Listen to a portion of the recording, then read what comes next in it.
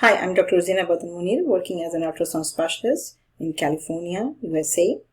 Today I'm presenting the neonatal head ultrasound protocols for the sonographer. This lecture is based on the presentation of all those structures which are required for the sonographer to document when they are scanning the neonatal head. For the detailed examination and for the detailed lecture, you can contact the organizer so that they can provide you the detailed video lecture. In neonatal head, there are different acoustic windows to look for the intracranial anatomy. The most commonly used window is the anterior fontanelle, and additional windows is the posterior fontanelle, the temporal window, which is in front of the ear, and the mastoid window, which is at the back of the ear. Brain is divided into three main sections: the cerebrum, which consists of the most cephalic portion. It consists of two cerebral hemispheres, the left and the right, and these are divided by the falx cerebrum, which is the midline in the center. The second part is the hindbrain, which is located below the cerebrum. Cerebrum is also called the forebrain. So the hindbrain, which is also called the cerebellum, it is lying below the cerebrum. The brainstem is the third part, which is lying behind the cerebellum.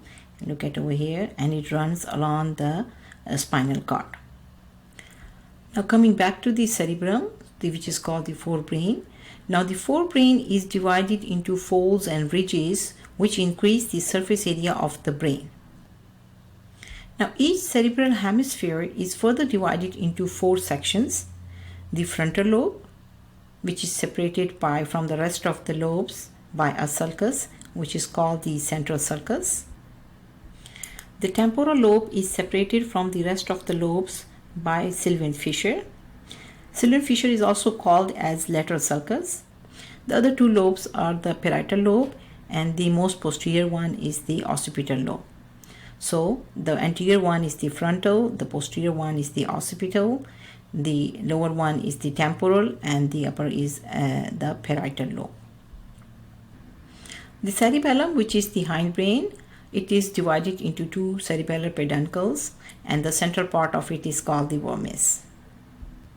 So on the neonatal head, if you can see, the frontal part, which is above the forehead, is the frontal lobe, is the frontal bone, and below that is the frontal lobe.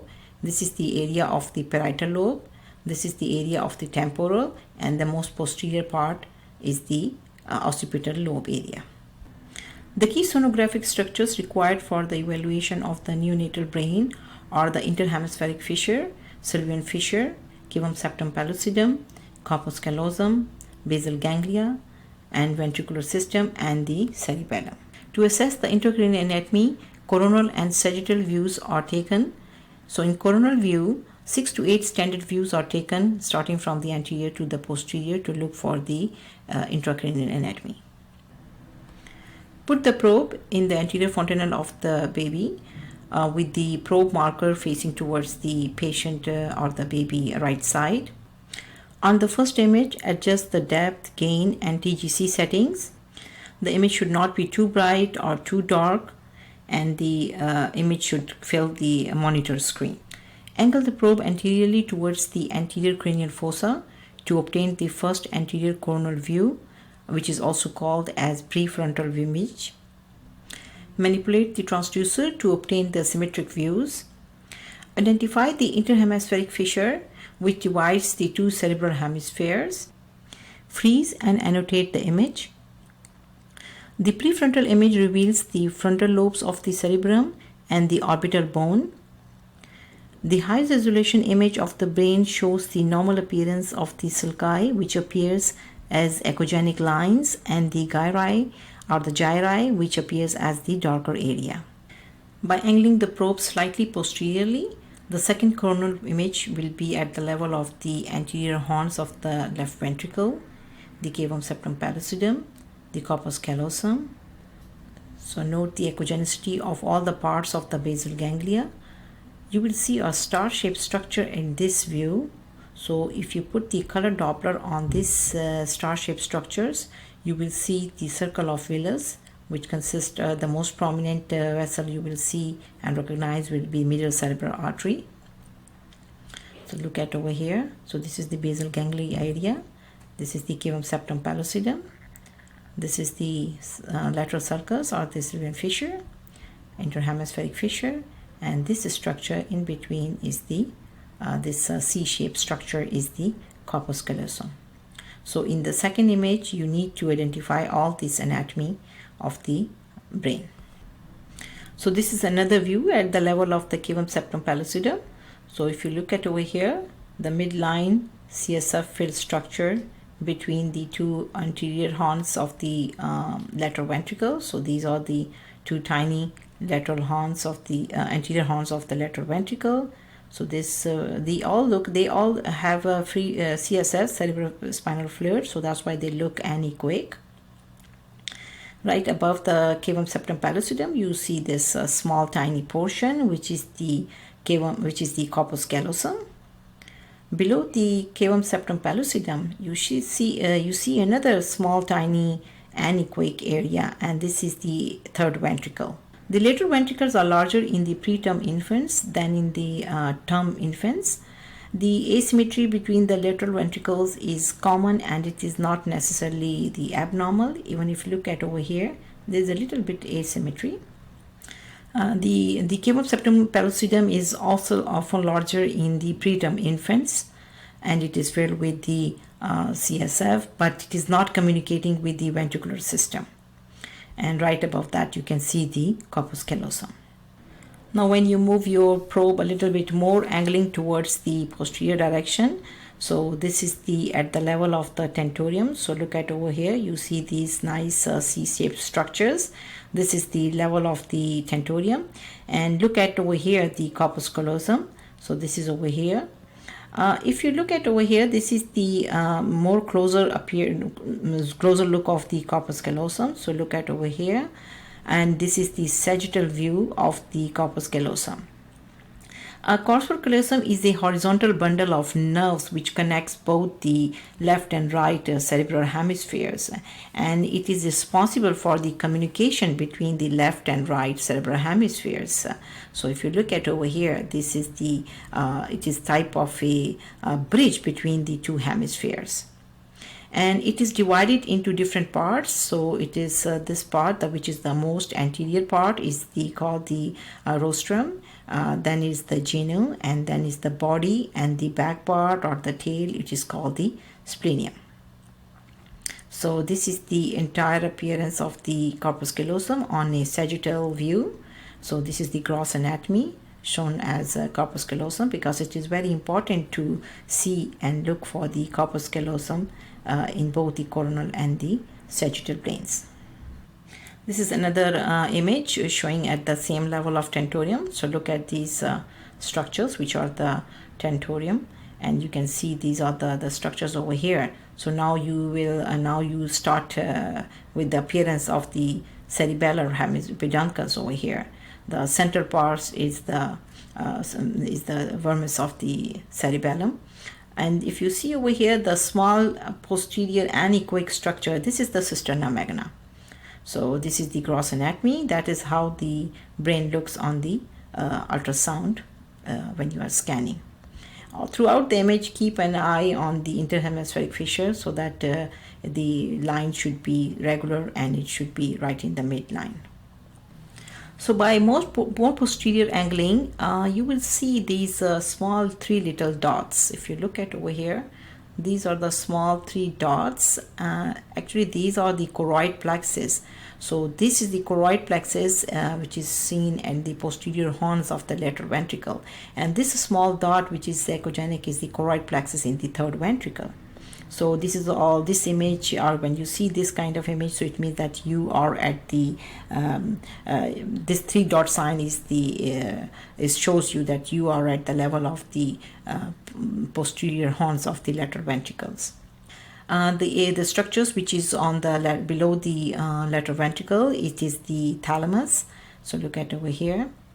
This is another. This is a little bit more angling posteriorly. You will see this tree-shaped structures, and this is again the vermis of the tentorium vermis. And now you can see the lateral ventricles, and these are the choroid plexus. Now, angling further posteriorly at the level of the trigones, which is also called the atria of the lateral ventricle, you will see this choroid plexus, which fills the lateral ventricles. This is the view at the level of the trigone. So a few words about the lateral ventricles. So this is the lateral ventricle. It consists of the anterior horn, the inferior horn, and then the posterior horn. So all these three horns combine and meet at an area. So junction area, or the common area of these all three horns, is called the trigone or the atrium of the lateral ventricle. And this is the part where you see the choroid plexus. So look at over here. So when you see this appearance of the choroid plexus, so you are at the level of the atria or the trigone. Choroid plexus is prominent in the preterm infants. So the choroid plexus hemorrhages may be difficult to differentiate from the bulky normal choroid plexus. Sometimes the white matter around the lateral ventricles appear quite echodense. They appear a little bit more prominent. So if we look at over here, and this is called the periventricular white matter or periventricular blush. Look at the symmetry and the density of this white matter. It should not be more than the choroid plexus density, which means that it should be less brighter than the choroid plexus. So when you see this periventricular blush, so pay a little bit more careful evaluation of this area. Now, by angling the transducer even more posteriorly results in the image that will slice the brain above the level of the lateral ventricles. So in this plane you will see the occipital cortex, which may be visualized. So you will see over here, this is the occipital cortex, and you will also see the parietal lobes, and you will see the periventricular white matter or the periventricular blush more prominently in this view. So this echogenic area represents the vascular markings as well as the neurons which are extending from the deep white matter to the cortex. So look for any abnormality or any asymmetry or any cystic changes in this white matter. For Sacher scanning, rotate the probe 90 degrees with the marker on the probe facing towards the baby face. Now the Sacher scan starts from the midline, which passes through the interhemispheric fissure, and then the second line passes through the cordothalamic roof, and then it passes through the white matter. So usually, you take about 4 to 5 or 5 to 6 images in this plane. So for the midline sagittal image, so you will see the structure like this. So in this structure, this is the midline structure, midline sagittal view. So over here you will see this black anechoic area. So this is the cavum septum pellucidum filled with the CSF, and around that you will see this C-shaped or comma-shaped structure, which is regular from the front all the way to the posterior. So this is the corpus callosum. Then you will see this area. So this is a small little notch. So in this notch is called the cordothalamic notch, and this is the area of the thalamus, and the one which is just next to this comma-shaped anterior part is the caudate nucleus. So if you come down over here, so you will see this is the cerebellum, and right in front of the cerebellum is a small little anechoic area. This is the area of the fourth ventricle. If you look at over here, there's another small little anechoic area. So this is the third ventricle, and there's a small little echogenic area. This is the choroid plexus in the third ventricle. So if you look at over here, this is the cerebellum, and right below the cerebellum, you will see the area of cisterna magna. So these are all the important structures which you need to recognize when you are scanning in the midline sagittal plane. So these are very important that you should identify these structures, and you see the normal anatomy of these structures. So if you look at over here, right above the corpus callosum, so this is the corpus callosum. Right above that, you will see this echogenic line. So above this, this anechoic, the hypoechoic area is the cingulate gyrus, and above that is the sulcus. So you can recognize this also, because this is also very important to look at this cingulate gyrus when you are scanning in the midline plane. So now you will move your probe a little bit towards the lateral direction, and then you will see you will be at the level of the lateral ventricle. So if you look at over here, this is the C-shaped structure of the lateral ventricle, and you will see this choroid plexus which appears echogenic. This is the area of thalamus you see over here. So if you look over here, this is the cup shaped on the anatomy of the lateral ventricle. This is the gross anatomy structure over here. So look at the for any dilatation in the lateral ventricle. You will also see some echogenic area close next to this lateral ventricle. So this is called the periventricular white matter. And always remember that this periventricular white matter should not be more echogenic than the choroid plexus. So it should always be less than the choroid plexus. So one more important thing, that if you remember that the choroid plexus is seen at the junction of the anterior, posterior and inferior horns. So this is the area. So we are at this area, we are at the area of the trigone or the atrium. Now further angulation of the transducer laterally, it results in a section which is lateral to the lateral ventricles. So in this image you will recognize this Sylvian fissure, which is the landmark for this view. So you have, if you see over here, you will also see the periventricular white matter. So you will see the white matter of the brain, Sylvian fissure, and you will see that the Sylvian fissure which divides the parietal lobe from the temporal part of the temporal lobe. So in routine, the intracranial ultrasound is done from the anterior fossa, which is by performing both the coronal and the sagittal plane images. You evaluate the entire anatomy. The posterior fossa approach also plays an important role, especially in the diagnosis of the intraventricular hemorrhage, by both to confirm it or to rule it out. This is especially when you see that the ventricles are not dilated. The posterior fossa sonography also provides useful diagnostic information on the congenital cystic malformations and the infections in the posterior fossa. Now, if you look at over here, this is this image shows the parasagittal, which is the parasagittal view taken from the anterior fossa. So this shows that the choroid plexus appears a little bit echogenic or not, but this is very inconclusive. So on a parasagittal view, you are not very sure about whether the bleed is there or not. So so in such situations where you are not very much sure, so in that cases, if you just look through the posterior fontanelle, so look at over here. So from the posterior fontanelle, the parasagittal view shows you that the enlarged choroid with the heterogeneous echogenicity due to the internal hemorrhage. So you can see that the difference between the image which is taken, the parasagittal view which is taken from the anterior fontanelle, and then you took it from the posterior fontanelle. Now, the other windows are also used for the evaluation of the intracranial anatomy.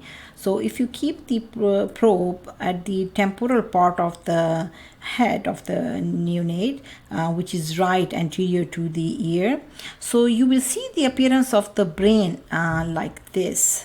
So if you remember that this is the same appearance which you see in the calculation of the fetus BPD measurement. So this is the midbrain over here, you can see over here, and then this is the cerebellum, and these are the left and right hemisphere, and you can see the Sylvan fissure over here also. So this is the evaluation from the temporal lobe or the axial view of the brain.